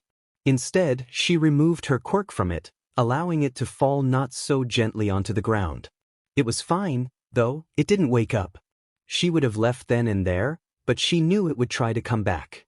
She hated it, but she wrote the letter a small semblance of goodbye, she supposed. And the memory faded again. Now she's home, and nothing bad has happened. It's been about a month since the incident in the forest. This memory is particularly mood-dampening, as her husband has come home. She hadn't spoken to him in nearly 2 years, lying to herself that he was overseas. As the memory surfaces while she's getting up from the couch, she reflects on how easy it is to let go of stress. In another universe, her stress eating might have stunted her growth, but why should she feel stressed in this one? There's no peer pressure or anything of the sort. When she opens the door, she stares wide-eyed at the sight before her, not only the memory but herself as well. It had been surprisingly long since she had seen something so beautiful. A man, well-built despite his puffy cheeks and short, fluffy white hair accentuated by the black suit he wears, holds a bouquet of her favorite flowers. He speaks, but at that moment, she is too enraptured and happy. Perhaps he heard what she did? Was he glad she had let go of it? Many thoughts swirl in her mind, but she is snapped out of her reverie by a kiss on the cheek and gentle hands placing the bouquet in her own.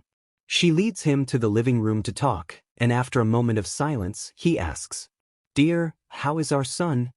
Both women freeze, heart rates rising, only one being noticed by machines. "Our what?" the memory questions, unsure of what her husband means. "What?" her husband stutters, standing abruptly. "Our son. What do you mean, our what?" "The child you gave birth to?" The memory remains still for a moment, surprised but not bothered by the outburst, and then something clicks. "Oh, that thing with the green hair." Her husband stares at her in disbelief, so she continues, "I thought I'd do it a favor and put it where it belongs." She pauses to glance at her husband, unsure why he's acting so strangely. "Nature, honey, I put it back into the wild. It doesn't belong near people." Still, her husband stares, but his previously rigid stance loosens, and his arms drop to his sides. She thinks this is the moment he is figuring things out. "He's 4 since last month, right?" A rhetorical question, and no time for an answer is given. "What is his quirk?" Now she smiles, a smile he catches, and he relaxes, albeit slightly. The reason she smiled was that, in her naivety, she thought he would be on her side after this. Apparently, not everyone is like her. But the memory doesn't know that yet. "It was quirkless, dear. See, that's why I got rid of it." Her tone is sickly sweet, and his face scrunches up.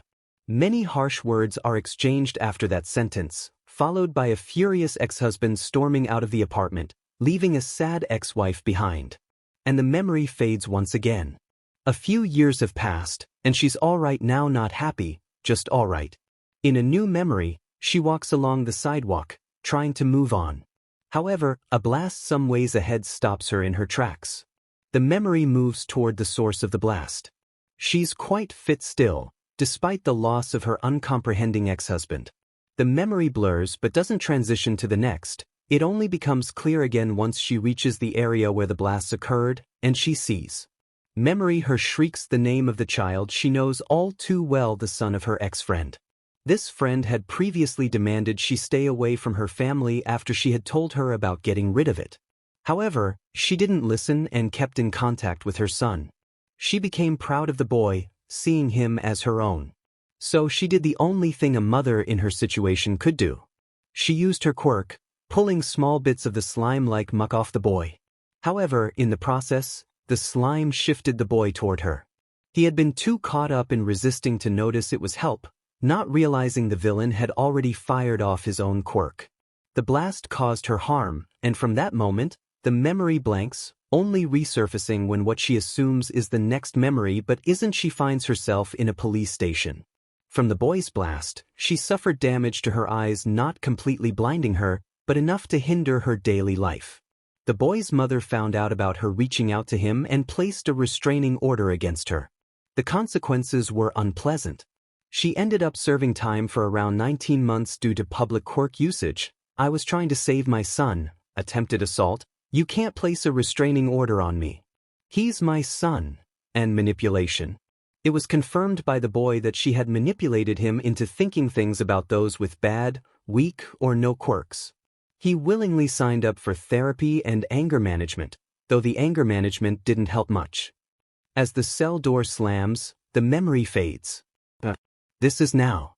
Well, maybe not exactly now, but close enough. She remembers how she ended up in the hospital. She had been getting groceries, mostly some nice wine, when suddenly she was pulled into an alleyway, decently close to no one. She turned to see a well-known group of vigilantes that have been operating for a few years, known for handling abuse and neglect cases. The group calls themselves the BB. "May I help you?" she asks cautiously, rightfully so. She didn't think she had done anything wrong. "Inko Midoriya, you left your child abandoned in an unknown place, neglected when a quirk factor was unable to present itself," the leader, widely known as Izuku, says with finality. Their quirk is unknown, but their intel reaches far beyond normal means. They have signature bright red shoes, though no one knows why. Before Inko could run, a large bagel encased her arms and torso, making her fall.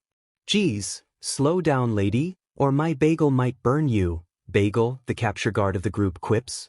Her quirk allows her to create bagels of any size, from small enough to encase a mouse to large enough to envelop an apartment complex. Though it's not known if she can put toppings on it. The other capture member, Napper, their quirk, Quiet Time, allows them to put a person into a light sleep for a predetermined amount of time, which defaults to 32 minutes if not specified. "Do we really have to have her asleep for this?" they ask, clearly not fond of the idea of quiet punishment. Fallen, his quirk, Fallen Angel, is represented by his ragged black feathered wings, some of which are missing. He is known as the group's main getaway and hidden spy. "Yes, Napper, she does need to be asleep." Sadly, he replies, a hint of mischief in his tone. Her quirk, Burst, enables her to gauge the speed of something and unleash a burst of amplified speed, perfect for escaping police chases. One might think Fallen and Dash get along well, and they do. That's how she ended up here. Those foolish vigilantes hurt her over something that seemed trivial. She tries to look around, but a crick in her neck limits her movement. Gradually, the fog of confusion lifts, and she notices a nurse to her left, checking the beeping machine that had been so annoyingly loud earlier. "Miss," Inko attempts to say, but it comes out as a raspy sound. The nurse glances over, her eyes widening before she offers a strained smile. "Good morning, Ms. Midoriya. I'm glad to see you're awake." She takes a quick look at Inko and continues, "I'll get the doctor for you. Please try to stay still." Then she hurries away. Inko thinks this is ridiculous, though she can't quite pinpoint why. Perhaps it's because the nurse should have checked on her before going to find a doctor, or maybe it's the cup of water on the bedside table that the nurse was likely supposed to give her for her sore throat. She might just be upset about being attacked. Slowly, Inko hears footsteps approaching and forces a scowl off her face. "Never bite the hand that heals you." Or something like that, she thinks. That won't be necessary. Recovery Girl turns to greet the speaker. And why would that be, Aizawa-kun?" she inquires. "Because I'll be housing him, that's why. Now, how long until I can sign him out?" Aizawa turns to the other two doctors. "Well, we can arrange for you to be his pickup, but he won't be able to leave until next week. We haven't listed off his injuries yet, so if you'll listen," Dr. One requests, and with a nod, he begins. "Well, for starters, he's had or has hallucinations," Dr. One says, turning to his junior. "The anesthesia may affect that, so put that on the list." He turns back. Aside from that, he has a right leg injury that seems to have healed incorrectly, likely due to a lack of proper medical help. Since it's already healed, we can't do much about it right now, so he'll probably have a temporary limp until we figure something out. "Right, I noticed that when I was with him getting his bags," Aizawa mutters to himself. His left wrist has a hairline fracture, and he has some first to second degree burns, but with the help of one of our nurses and recovery girl, they were treated quickly. His feet, legs, and palms all have minor infections, which is surprising considering where he was presumed to have spent most of his life. The infections should have been worse, Dr. One concludes. Maybe if he didn't have anyone at all to care for him. But one of my students and one of the villains we now know as Dabi seem to have known him, Aizawa informs the doctors. All right then, we'll get that written down. Thank you for the information. Now, if you'll excuse us," the two doctors bow slightly and take their leave. A moment of silence passes before Recovery Girl speaks up. You're going to house him? She asks, making Aizawa's eye twitch. Yes? What of it? He grumbles, heading back toward the boy's room. Nothing, I'm just surprised. You don't seem the type, despite everything, she retorts, chuckling to herself. And what's that supposed to mean, Chio? He groans, already regretting her possible answer. Instead, she lets out a breathy laugh and walks away without answering. Sighing, Aizawa pulls out his phone and checks the time. 7:19, almost time for my nap, he thinks as he opens the door. His eyes lock onto the boy lying in bed, thoughts swirling in his mind about possible upcoming events. Luckily, no one was heavily injured. Shigaraki yelled about getting someone, so thankfully whoever they weren't taken, Aizawa thinks before settling comfortably into the hospital chair. The wolves seemed to stay calm around Izuku. He talked to them and seemed to think he pauses. Oh right, hallucinations. But would wolves really be that calm around him if it were hallucinations? Aizawa questions, grumbling about his options. Instead, he gets up and heads to the doctor's lounge. Murmurs fill a room with a light atmosphere. They are all together, waiting for their turn, discussing the absurdity of the past few hours. People compliment each other on their actions. What you did was so manly, bro, says the redhead. Thanks, bro, you were super manly too, replies the other. Loved the chicken dance, that was pure comedic gold, giggles a yellow-haired goofster to his classmate. People talk about what's next. How was your interrogation? Asks a nervous brown-haired student. Nerve-wracking, but you'll be fine, replies a black-haired girl. Huh, if some 1A students get nervous at a little interview, how can you be considered better than us, 1B? A blonde teases. Shut up, Minoma, we weren't the ones who panicked, replies a group of students, and as an afterthought, one adds, twice. The blonde scowls and moves away from the snickering group, his pajama pants featuring kitties holding cups of cocoa and little stars causing the more daring of the group to burst out laughing. Well, Aizawa, it's all organized. You can now foster the boy, Nizu chuckles. I mean foster him.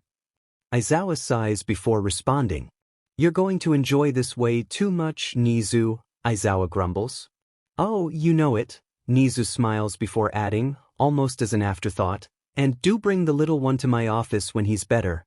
Aizawa glances at Nizu's smiling face, suppressing the shudder that runs through him in response to his thoughts. He says nothing to avoid stuttering a reply because that wasn't a request, and Aizawa knew he couldn't escape bringing Izuku to him and instead gives a sharp nod before closing the door.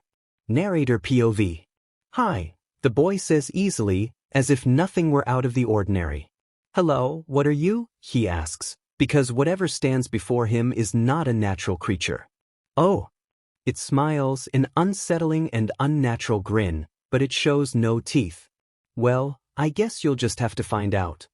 The boy nods solemnly, his eyes drifting around the room. Dark red shelves filled with an assortment of books line the wall to his right. To his left, windows stretch along the top of the wall, and a small counter with various snacks and pleasant-smelling beverages sits near a drawer labeled, Do Not Touch, built into the desk in front of him. Pale blue metal lockers are along the wall behind the creature. He feels the soft, velvety couch beneath him. A knock on the door behind him interrupts the boy's exploration. Turning around, he sees Aizawa. Izuku Nizu, he greets the two before sitting down himself. Aizawa-kun, glad you could join us, Nizu replies. Aizawa settles close to Izuku, slumping comfortably on the couch.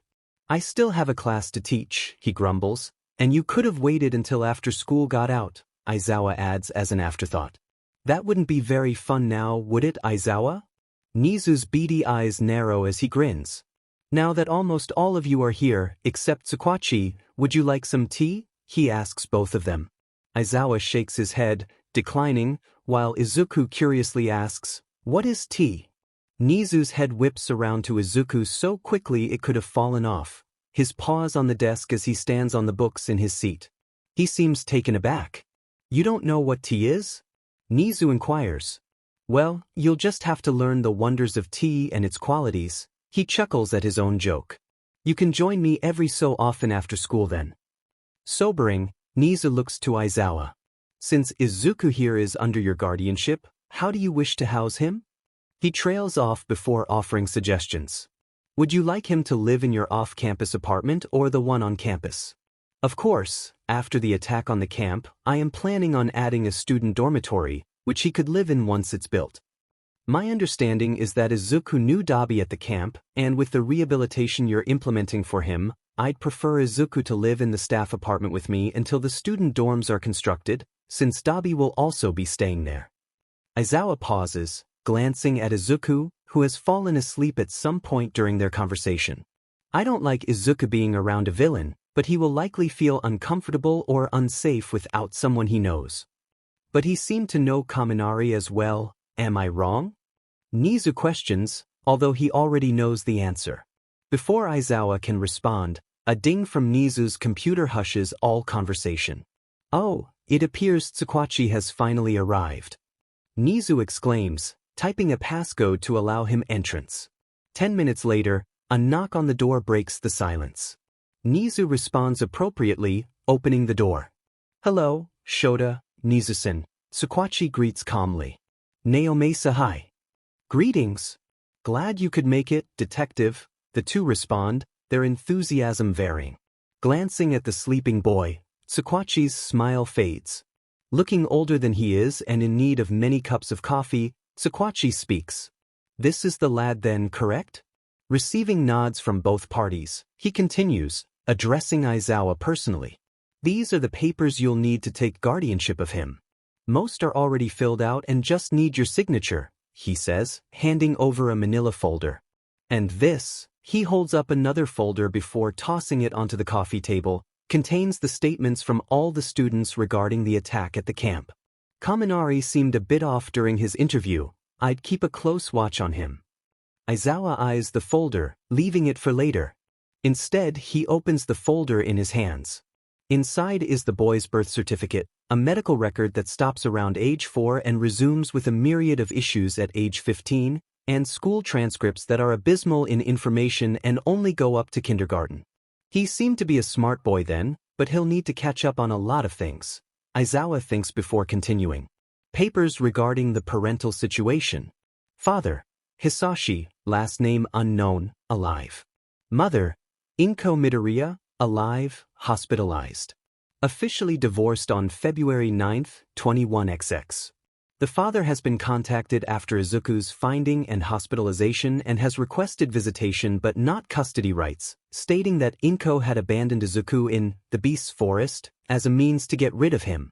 Hisashi claimed she referred to him multiple times as it and thing. He was then properly notified of his former wife's condition in the hospital, as well as her police record. He was assured that Izuku would not be placed with Inko Midoriya and that due to the circumstances of his discovery, he would be in the custody of an unspecified pro-hero. The man seemed put off by this but complied with the condition of supervised visitation nonetheless. No information was recorded about Inko Midoriya due to hospital regulations. However, she is being monitored closely. She is not to have contact unless requested by the boy himself. In that case, the conversation is to be supervised by 2 police officers and the fostering hero, as well as recorded. Once he finishes reading, he moves on to the other papers. They are standard adoption documents and some miscellaneous paperwork relating to the boy. Grabbing a pen, Aizawa begins signing the papers before pausing in shock. As he looks in both directions, Aizawa turns his head to glare at the 2 men in the room, raising the pen and saying, "Seriously?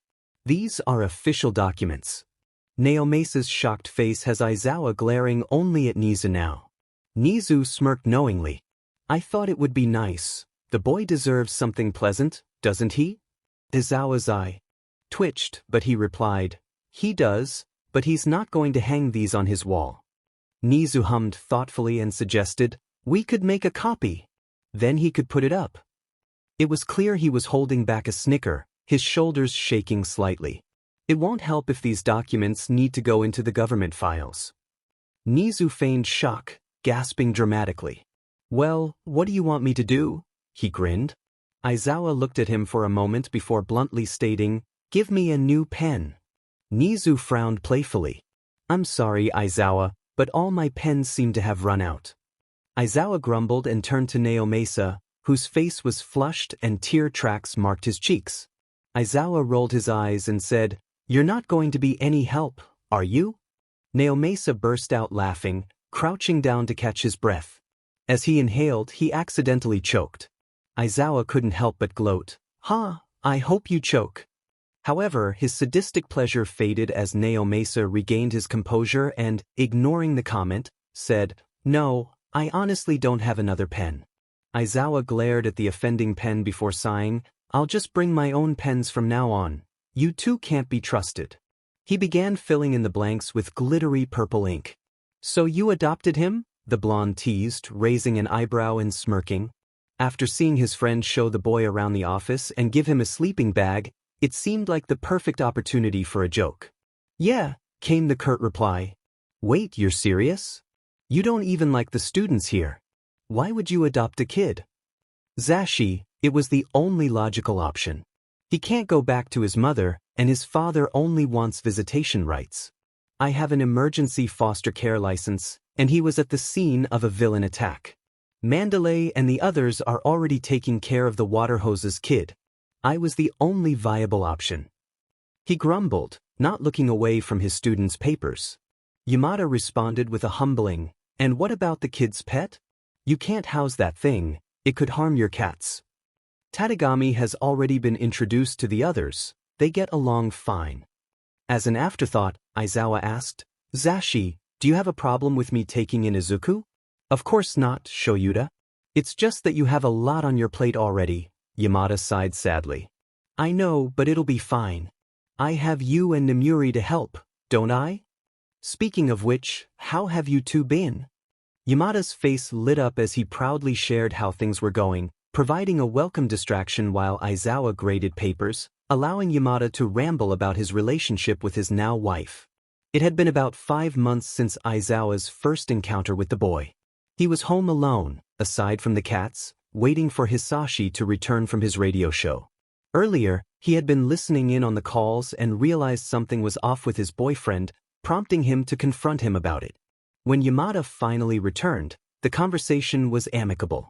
Hisashi revealed he felt guilty for having romantic feelings for their friend Nemuri but was trying to maintain a good relationship with Aizawa. He ended up breaking it off with Yamada in a calm manner. Nemuri was informed and accepted Yamada's dating proposal. Aizawa felt no hard feelings. He had sensed something was off and never truly felt the connection Yamada described. They remained friends, and things were never too awkward when they hung out, although Aizawa was often disgusted by the amount of affection the two displayed in public. The memory of their affection sent cold shivers down his spine. "Affection, Shoyuta thought as he tuned back into Yamada's rant. "Nemi and I are having a party, and you have to come. It'll just be some close friends and it won't be rowdy," he proclaimed. "Any party that includes you is rowdy, Zashi," Aizawa blurted, emphasizing the you, but not objecting to the invite. Yamada gasped in mock offense, clutching his heart, but conceded, "Touché." "Topic change," he exclaimed. "I heard you captured a villain at the camp and that you have him in UA custody."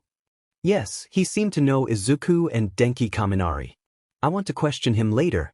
He's asleep in the medical ward right now," Aizawa informed.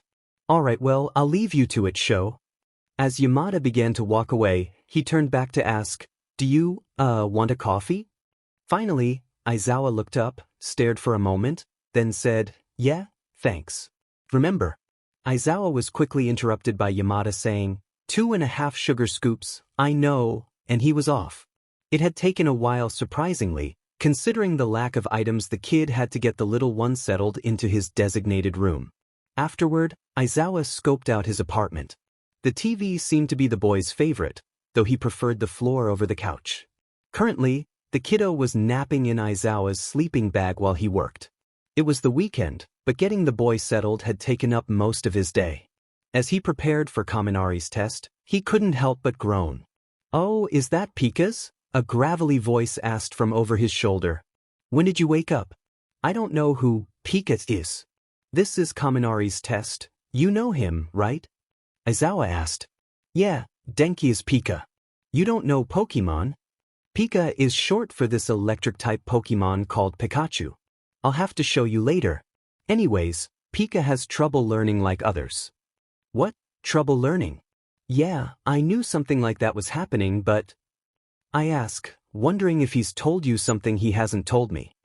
How do you mean? His quirk is always active beneath the surface, keeping his mind racing and making it hard for him to focus, he explains, using his hands for emphasis. So here are the options: ADD, ADHD, anxiety, even chronic stress. Now at least I can confront him about it. And how do you know this? My thoughts raced. To what extent did Kaminari know there was an abandoned child in a forest? I help him with his work and his quirk too. It causes him trouble with tasks like this. He points to the problems on the test. So I provide an outlet to help him focus on something other than his racing thoughts. I see, thank you, I say with a small smile as he walks off. Back to grading. Hang on, he didn't tell me when he woke up. His stealth is impressive. I'll need to give him my assessment if I want to integrate him into the class. Yamada will oversee his intellectual tests, and Chiyo will be his doctor for all his medical needs. All that's left for me? I don't even know. Physical help would fall under Chiyo's work. Good am I? Ugh, I'm getting all wound up. I give a light smack to my cheek and rub my temple before sitting up and heading to the kitchen. I pull out my phone to call Zashi. After a few rings, he picks up. Oh. Sho, what's up, man? You don't normally call. Did something happen? Is the kiddo hurt? No, Zashi, the kid is fine. I just think I want to meet up later when he's asleep, maybe get some drinks or something. That's good, but Sho, you have a responsibility to the kiddo now, and I need to care for him. You know this. Sorry, man. This Fagus J. Is something on your mind, Sho? Is that why you want to go out? You used to do this when we dated, so don't even deny it. Just tell me, alright? I'm your friend. Why me? Why was I his designated caretaker? Why wasn't he put into the foster system? He witnessed the League's attack. With his diagnosis from the hospital, he should even be in a medical protection service. I realized I had raised my voice, and the line went quiet, so I continued. Zashi, how am I fit to care for a child? I can barely care for myself, you know this. Oh. You became his designated caretaker because you said you would. I bet if you asked that kid who else he would rather have care for him, he would say nobody else. Sho, he's attached to you. It might just be because you're the first trustworthy adult he's been around in a long time, but listen, you two can take care of each other. Even if you hadn't taken him in, he would have gone to you. He has connections with one of your students and with one of the villains. For his safety, he needed to be with you. But, Shoyuta, you're doubting yourself. You've got this. If there was someone better to care for the kiddo, would you fight to have him? If he was in school and you got a call, would you drop everything to go to him? If he had nightmares, would you help him calm down? If he got hurt, wouldn't you fuss over him? If he got sick, would you not call anyone you could to make sure he would be fine? Shoyuta, would you ruin your perfect work attendance for the safety and happiness of that child? Before I could answer, I heard Zashi in the background saying, Sorry, Sho, I gotta go. Nem is about to throw a fit with the baby crib. You got this, Shoyuta. I'll talk to you later, and oh. Listen, man, you just gotta settle in more. When he hung up, I still had those questions swirling in my mind. Would I do that? All of those things? Could I possibly manage those things? Damn it, he's right in some ways, I guess. How can he be both helpful and not helpful? Izuku POV. It's cold. Where am I? Where's Mom? I can't see. Is something on my face? I reach up and realize I've been blindfolded. When I take it off, I find myself in a forest. Why would I be in a forest? Where's Mom? I'm scared, it's dark. What's this? I stand and walk over to a small box with a note. It reads, Dear Izuku, Hello sweetie, Mom loved you with all her heart, but I did not give birth to a child without a quirk like you. So I have decided to leave you in this forest and let nature take care of you. Goodbye. From Inko. What? Why would Mom hate me? I feel something roll down my face and realize I'm crying. I think the last thing Mom and I did was go to the doctor to find out about my quirk. So does that mean? What was that? I hear a rustling in the bushes to my left. I should stay away from that, right? Right. So I find myself walking over to the bush that's rustling. What I see surprises me. A maned wolf cub. I remember when I was in kindergarten, I asked the teacher about wolves and she gave me a book, but maned wolves aren't supposed to be in Japan. I look at the pup and see that it's all alone, no mom, no dad either. Hey there, little buddy. My name is... No, mom left me, right? So I'm not really a Midoriya anymore. Izuku, you can call me Izuku. Time skip. Narrative POV. Tadagami, go. Izuku yelled to the maned wolf. It's been a few months since Izuku found the pup, and they are currently playing fetch. Not the kind of fetch you play with a dog to get a ball, but the kind where you go find your next meal, which hopefully consists of rabbits, squirrels, and fruit. Great job, Tadagami. I'm really proud of you. You caught the rabbit? Now Izuku and Tadagami are headed to the makeshift bunker they call home. The bunker is a crashed plane, original, I know. Under the right wing is a man-made cave-like hole large enough to fit all the supplies Izuku has collected over the months, such as pelts, weapons, herbs, and handmade dishes. Those weren't the best. Izuku stashed the food he had in the cupboards found under the usually attached seats. He has taken those off and generally uses them as a bed or for practice in hunting. Izuku takes the rabbit and squirrel. Elsewhere at the forest's edge near the city of Mizudafu. Hey, hurry up with the blueprints. Sorry, sir. Here you go, sir.